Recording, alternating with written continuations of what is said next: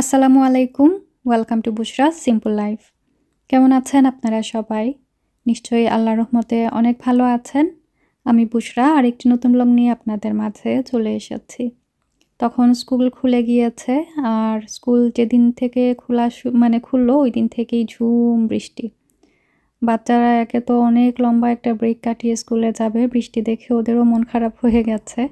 আসলে ওয়েদার ভালো না থাকলে বাচ্চা মানুষ ওদেরও ঘুম ছাড়তে চায় না। তো যাই হোক, সকাল সকাল কাক ভেজা হয়ে বাচ্চাদেরকে স্কুলে দিয়ে এসে আর ব্রেকফাস্ট ওইভাবে বানাতে ইচ্ছে করছিল না, তো লেজি ভাবে আর কি চা আর সিরিয়াল নিয়ে বসেছি। আসসালামাইকুম সবাইকে। আমার সিম গাছে একটা মাত্রই সিম গাছ, বাট মাশাআল্লাহ দেখুন অনেকগুলো সিম এসেছে একদম নিচে থেকে, যে অনেকগুলো সিম মাশাআল্লাহ। এখানে আছে আরও কিছু, আমি আরও কয়েকদিন পরে এটাকে উঠাবো। বৃষ্টির জন্য আসলে বাইরেই বের হওয়া যাচ্ছে না। আজকে একটু বিকেলের দিকে বৃষ্টি স্টপ হয়েছে, তো ভাবলাম গার্ডেনে এসে দেখি কি অবস্থা। এখানে আরও আছে মাশাআল্লাহ, এক গাছেই যথেষ্ট পরিমাণে সিম আসছে। এখানে আরও বেবি কিছু, এগুলো এখনো বড় হচ্ছে।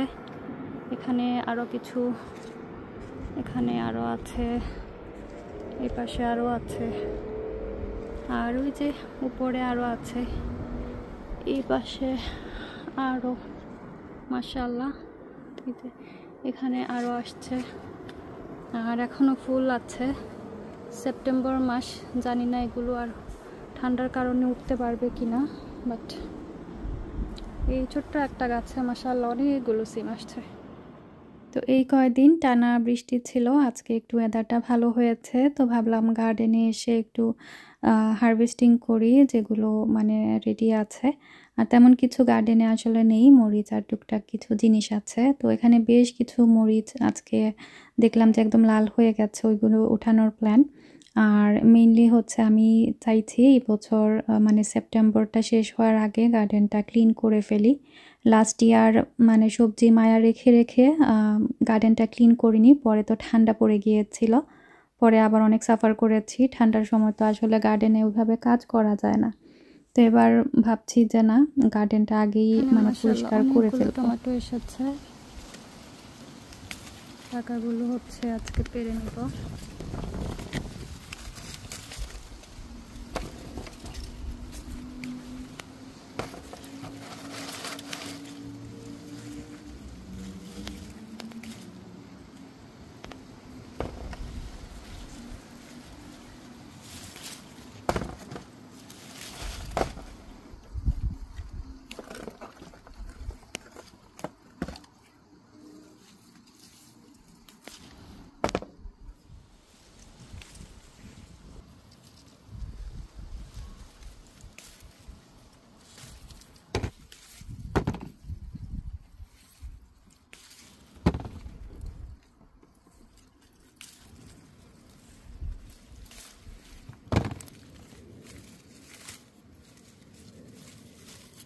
গাছপালা মরে এই পাশটার অবস্থা এত খারাপ হয়েছে, তো আমি মেইনলি চাইছি যে খুব তাড়াতাড়ি এই পাশটা ক্লিন করে ফেলি। একদম মানে জঙ্গলের মতো হয়ে গেছে, দেখতেই পাচ্ছেন, খুবই বাজে লাগছিল দেখতে। এখন উঠেনি, এখন সেপ্টেম্বর মাসে এই জঙ্গলের মাঝখানে আমার এই যে একটা মাত্র লাল শাক এসেছে। আমি হঠাৎ দেখে তো অবাক, এই লাল লাল জিনিসটা কি। তো আমার গার্ডেনে একটা লাল শাক এসেছে, এখন এই শাকটাকে কি দিয়ে রান্না করা যায় আপনারা আমাকে সাজেস্ট করতে পারেন। আল্লাহ, এতগুলো টমেটো, এগুলো একটু মাটিতে লেগে যাচ্ছে, আমি ভাবছি যে পচে যাবে, তাই পেরে নিয়েছি। আর এগুলো হচ্ছে গাছের টমেটো, একদম টকটকা লাল, পাকা অর্গানিক। এগুলো দিয়ে টক খেতে না জানি কত মজার হবে। আমি এগুলো দিয়ে টক রান্না করব ইনশাআল্লাহ। কি সুন্দর লাগছে দেখতে, একদম লাল টুকটুকে। টমেটো পাড়া শেষ। আজকে এই মরিচগুলো হারভেস্ট করব। এই মরিচের টেস্ট এখনো আমার করা হয়নি, তো বিসমিল্লাহ করে এটাকে দিয়েই শুরু করলাম। ও কত বড় মরিচ, মাশাআল্লাহ। ওয়ান,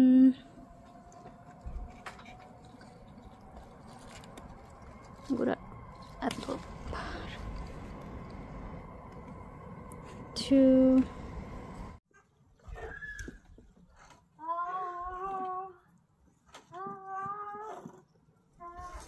এবার সামারে তো আমি ছিলাম না, বাট যাবার আগ পর্যন্ত আমার যতটুকু করণীয় আমি করে গিয়েছিলাম। আর মরিচ গাছে আসলে রেগুলার পানি না দিলেও চলে, আর অল্প অল্প দিলে আমি দেখেছি মরিচ গাছের ফলনটা ভালো আসে। একদম মানে ডুবিয়ে বা ভুড়িয়ে পানি দিলে তখন দেখেছি যে মানে মরিচের গাছ ওই রকম ফসলটা আসে না। আমার পার্সোনাল এক্সপিরিয়েন্স থেকে বলছি আর কি। মানে মরিচের গাছকে যত বেশি কম কম করে পানি দেওয়া যায় তত ভালো হয়। এটা একটা টিপস আপনারা ফলো করতে পারেন। আমার কাছে আর কি মনে হয়েছে এটাই ভালো, যেহেতু লাস্ট ইয়ারও সেম হয়েছিল। মরিচের গাছে আমি খুব অল্প অল্প করে পানি দিতাম, আর সেটার তখনও ভালো মানে ফসল হয়েছিল। আর এই মরিচগুলো মাশাআল্লাহ এত সুন্দর, মানে এখনো খাওয়া হয়নি, বাট দেখি মন ভালো হয়ে গিয়েছে এরকম। এত এত মরিচ, মাশাআল্লাহ। এখন আমার আরেকটা মরিচ গাছ বাকি, আরও দুইটা, ওইগুলো থেকে পারবো। এটা হচ্ছে পেপারের মতো আই থিঙ্ক। আর বাকি যেগুলো এখন পারবো ওইগুলো হচ্ছে নাগামরিচ, দেখতে কাঁচামরিচের মতো, বাট এগুলা হচ্ছে নাগামরিচের থেকেও মানে অনেক মজার মরিচ। তো এটার ঘ্রাণ এত স্ট্রং, সুন্দর নাগামরিচের, বাট ঝাল একদম কম, মানে খাওয়ার উপযোগী। অনেক সময় দেখা যায় নাগামরিচ অনেক বেশি ঝাল থাকে, বাট হচ্ছে আপনার ঘ্রাণটা ওইভাবে থাকে না। বাট এই মরিচের মাশাআল্লাহ ঝাল কম, বাট ঘ্রাণ অত্যাধিক সুন্দর। ও বিসমিল্লাহ, একটা পড়েই গেছে হাত দেওয়াতে। তো এখন এগুলো আমি দেখে দেখে হচ্ছে আজকে সব লাল যে মরিচগুলো আছে ওইগুলা পেরে নিব, গ্রিনগুলা আর একটু সময় দিব। লালগুলা আগে পেরে নিই। বিসমিল্লাহির রহমানির রহিম। বিসমিল্লাহ, মাশাআল্লাহ।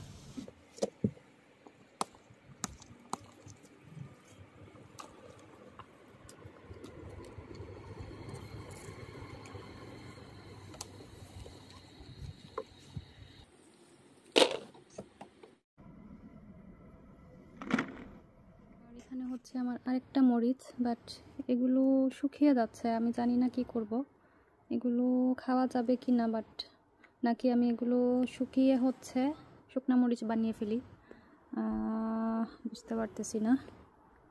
এগুলো অলরেডি কেমন যেন হয়ে গেছে, মানে ড্রাই ড্রাই হলে যেরকমটা হয়, মনে হয় গাছেই থাক এরকমই শুকায়ে ফেলি নাকি। তো এটা ছিল অন্য আরেকটা দিন, মনে হয় এর পরের দিনই হবে। আমার তো এবছর গার্ডেনে ওইভাবে খাওয়া দাওয়া কিছু হয়নি।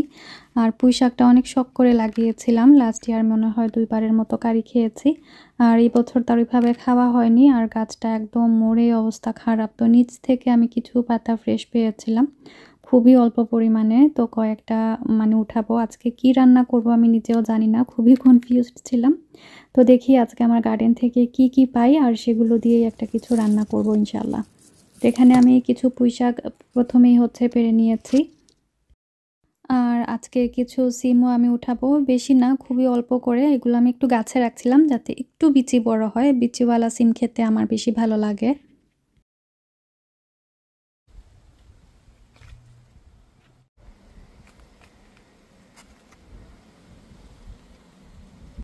লাউ গাছের পাতা মরে টরে একদম অবস্থা খারাপ, তো কচি দেখে মাত্র 2টা না 3টা পাতাই পেয়েছি।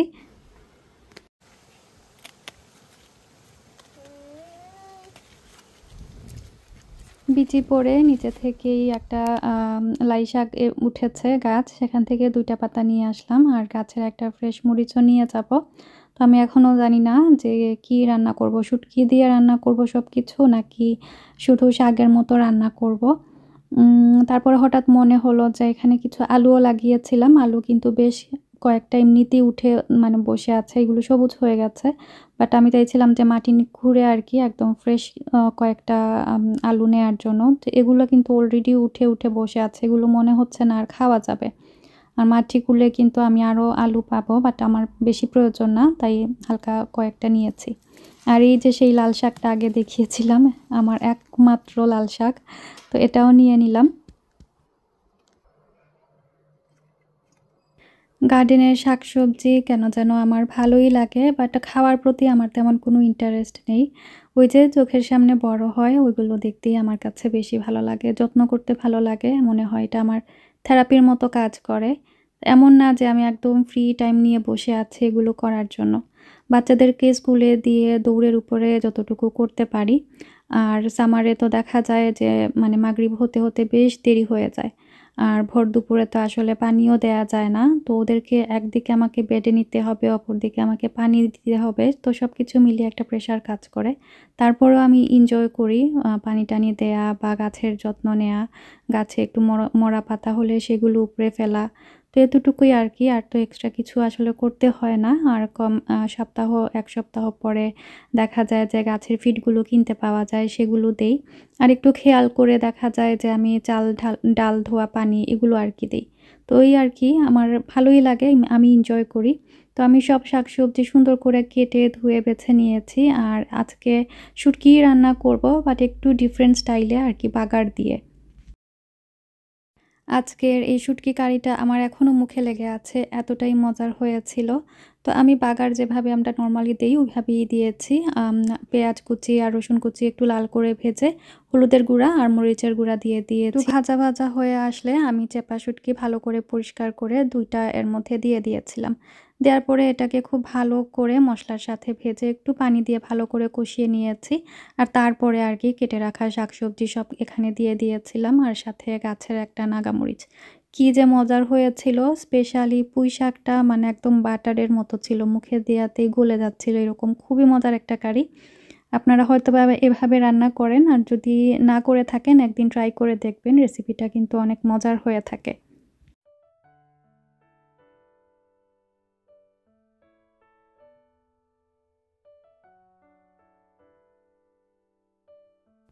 তো আমার গার্ডেনের পাঁচমিশালি শাকসবজি দিয়ে একটা কারি হয়ে গেছে। এটা একটু চচ্চড়ির মতোই করেছিলাম আমি, ঝোলটা একদম টানিয়ে নিয়েছিলাম। আর খেতে অসাধারণ মজার ছিল।